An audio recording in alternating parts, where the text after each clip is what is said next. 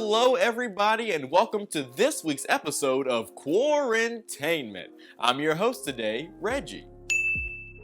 I know you may not have seen me around lately hosting bingo or the showcases or even trivia nights, good heavens. But I assure you I am not dead, I just needed a break. Sometimes it's good to refocus, collect your thoughts, and regain your purpose in life.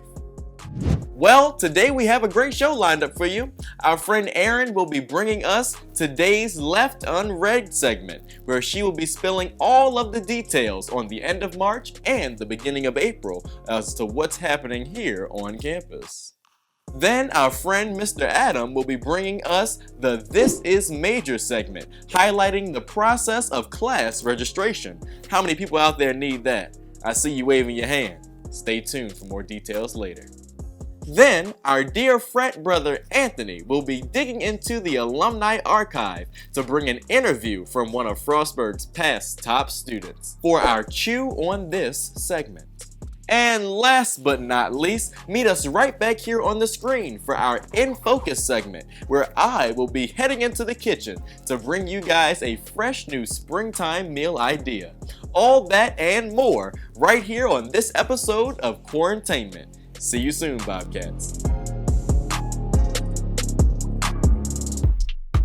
Congrats, you've made it to college and have taken another step towards getting that degree. But now comes one of the biggest decisions college comes with, selecting a major. For some, this task might be harder to decide on than it is for others. After all, your major is going to help influence what you do once you get out of college and ultimately help shape your career path. But sometimes it can be hard to know what to look for in a major.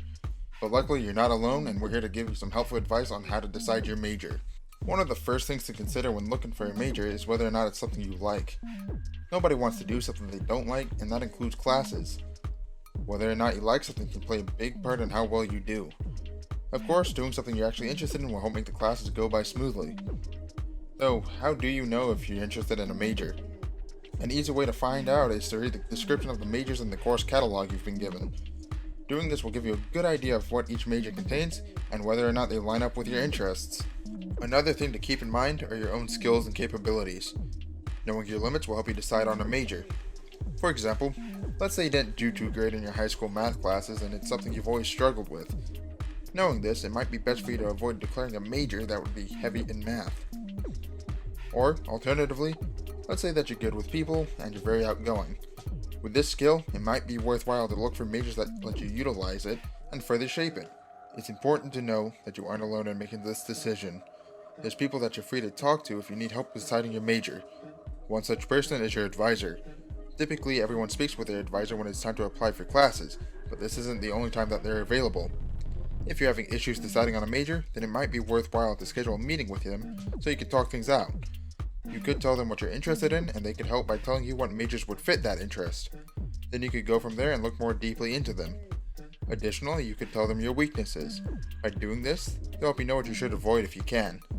And even if you can't meet with them in person, you can always email them with any questions that you might have, and they'll be sure to help where they can. Lastly, there's still time to decide on a major.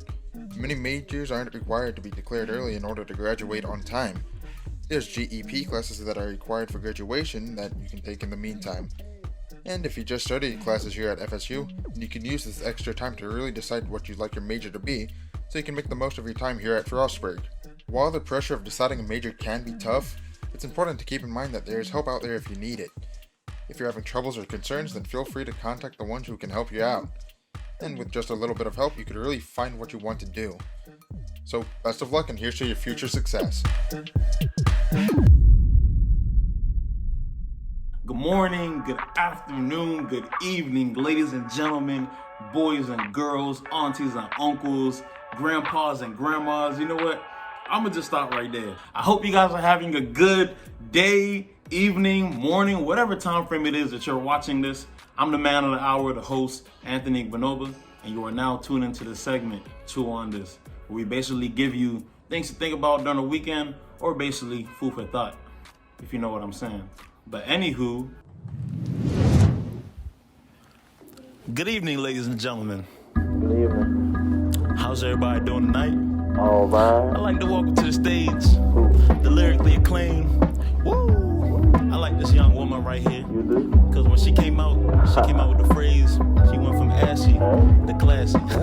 I like that. So everybody in the house, give a warm round of applause for the notorious Moet Silver.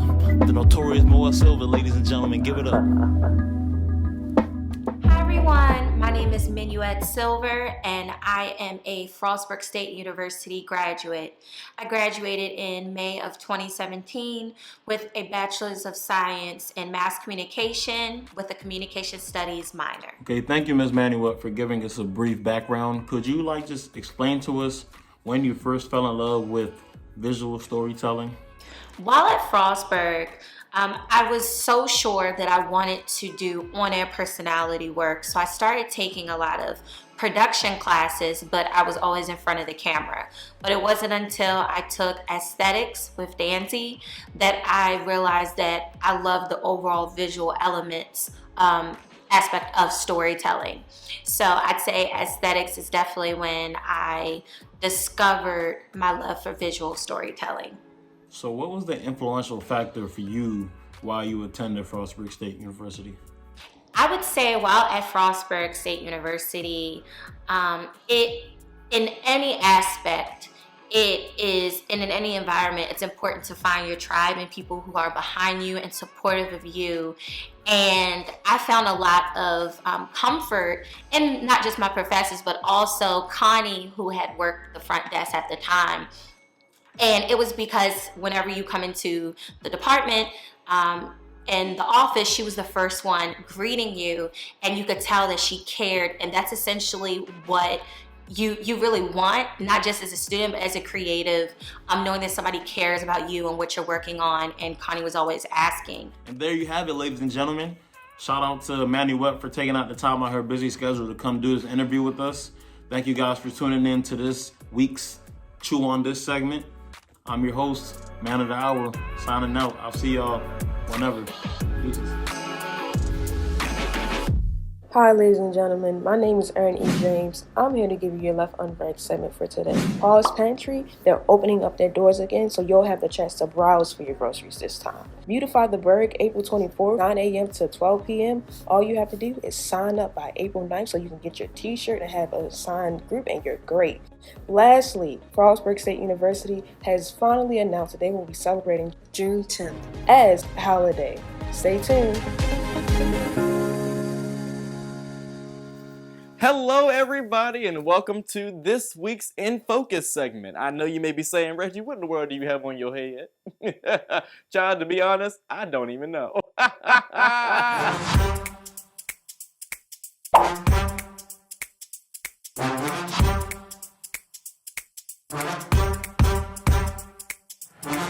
Now, this is a simple meal. We'll be making some teriyaki and barbecue chicken sliders.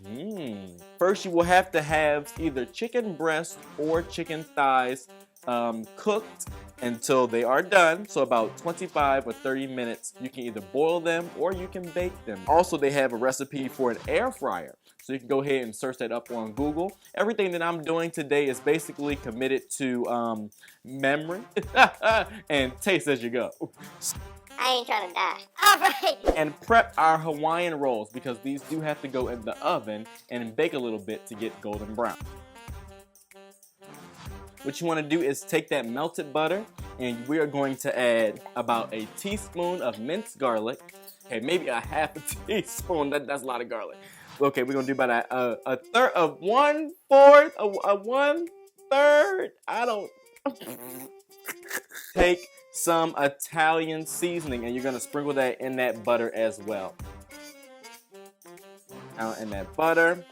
And this is what you are going to spread on top of your Hawaiian rolls before putting them in the oven. Once you have those Hawaiian rolls in the oven on 350, you're going to cook them for probably about 5 minutes, you guys. We're going to go back and check them after the 5-minute mark. We're going to be making 2 flavors today. As I said, one is teriyaki chicken and one is barbecue chicken. We're just going to separate half and half into our containers. Now is the time for personal preference. I did not season this chicken very well when I cooked it earlier. So you guys, I am going to just add a small amount of seasonings to this chicken right now before adding the actual sauces, all right?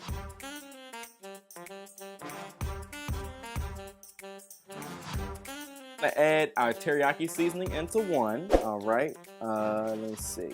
Just gonna add a little bit. Just yeah, that should be good. We're gonna stir it up and see you. Told you I don't. Yeah, I don't do measurements. Now you can go ahead and check on those rolls. Hopefully 5 minutes has gone by, and you can make these rolls as brown as you want to, as crispy as you want to, or as light as you want to. These are the consistency that I seem to like them at. Now what you want to do is you want to cut these in half and place your chicken in the middle. Now at this time, you guys, you can put cheese, you can put onions, you can put jalapenos, anything that you would like to put, bacon, anything that you would like to go in between on your sliders, any kind of sauces, this is your time to. Because hopefully you can put it back in the oven if you would like and melt it down some if you would like, all right? These little sandwiches can be something for a Super Bowl halftime party, a football game night, or if you just want some kind of simple little lunch, you guys. And it's good for spring. You can put some fruit with it. You can put a little bit of veggies with it if you would like. And like I said, it's very simple. You can go straight to the store and get you some seasonings, cook your chicken. You can cook it in the microwave if you would like to. I don't advise that, but you know, being here in a dorm, it can be a little bit of a struggle. You gotta do what you gotta do. Call your family and say, Mom, Dad, can you buy me an air fryer, please? I need to make some chicken slices. I saw Reggie doing on Quarentainment. Well, you guys, we thank you so much once again for joining us for this episode of Quarentainment. We hope that you all enjoyed it. We thank you for listening to all of our segments today, from Left Unread to This Is Major to Chew on This, and then down to In Focus. We thoroughly enjoyed you, and we hope you enjoyed us just as much. Well, you guys, I've been your host today, Reggie, and I can't wait to see you guys again.